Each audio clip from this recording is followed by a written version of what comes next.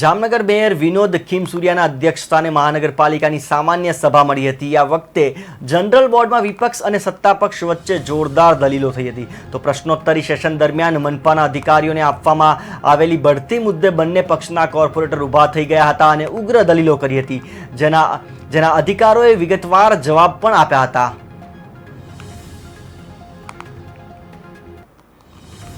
જે પ્રજાના પ્રશ્નો છે તેને વાચા આપવા માટે અમારા વિપક્ષના દરેક સભ્યોએ રજૂઆત કરવામાં આવી હતી।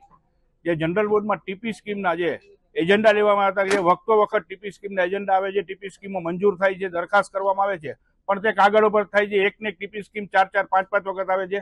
તે બાબતે અમે અધ્યક્ષશ્રી અને કમિશનરશ્રીને કીધું કે આ એજન્ડા જે જામનગરના હિત માટેના હોય તેમાં વિપક્ષ હંમેશા તમારી સાથે છે, તો આ એજન્ડા તાત્કાલિક ધોરણે મંજૂર કરવામાં આવે।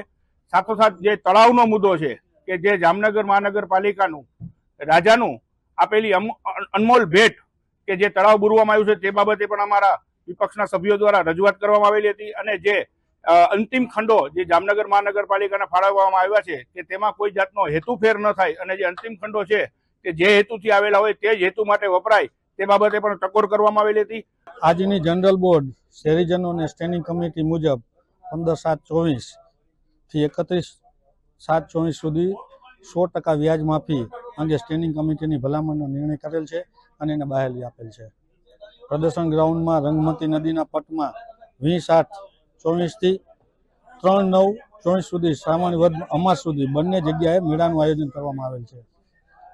મશીન, મનોરંજન, ચિલ્ડ્રન રાઇડ્સ, ખાણીપીણીના રમકડા 49 સ્ટોલનું આયોજન કરેલ છે। કુદરતી આફત અને અકસ્માત અંગે સુરક્ષા માટે પબ્લિક લાયબિલિટી અને જનરલ વીમો લેવાનો પણ નિર્ણય કર્યો છે।